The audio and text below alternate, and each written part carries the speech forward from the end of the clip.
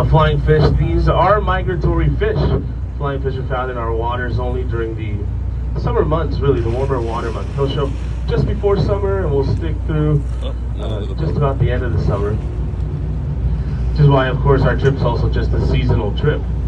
We only come out here when the flying fish are, in theory, around our waters.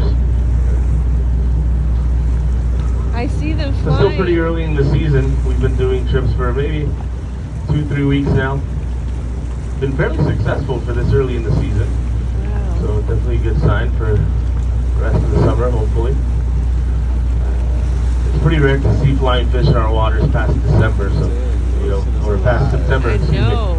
Usually the waters will start to cool down by then, and that's what the fish are trying to avoid, our cold waters here along the Southern California coast.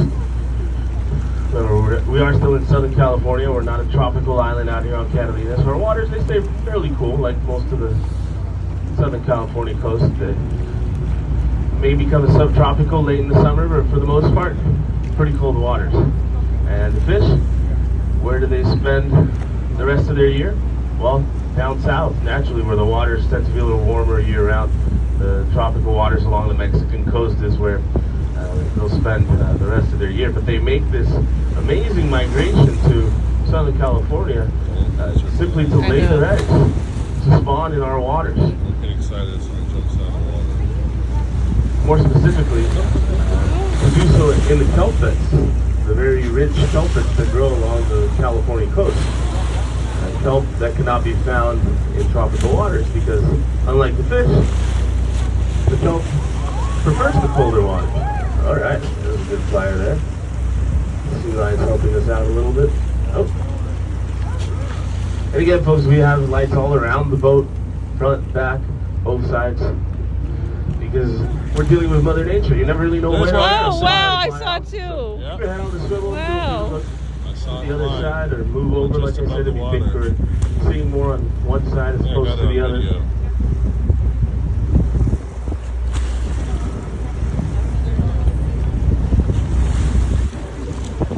This guy's having fun.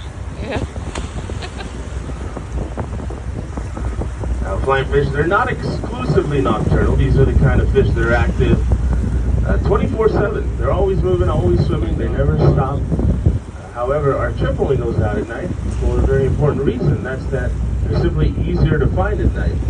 Flying fish during the daytime are considered pelagic swimmers, which means they swim out in the open ocean, and that usually means a lot further from shore, in a very vast ocean. So it'd be like finding a needle in a haystack trying to go out there in the daytime to look for flying fish. It'd be, you'd spend hours out there and not see any.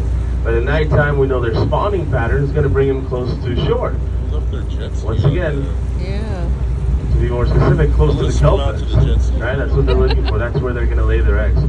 You see, flying fish have some pretty heavy eggs for a fish of their size. Their eggs, I see once one. laid Oh, that was a good Oh one. my without the kelp, would gosh. sink That was cool. all the way down to the Wow, bottom, that where they was would most cool. likely just end up as a snack for some sort of bottom dweller down there. But by using the kelp itself to lay their eggs and stick the eggs to the kelp, that'll increase the chances of these eggs That was a good to one. survive Yeah. and make it to juvenile state. What you should do is pause it. Fish can be Keep born. hitting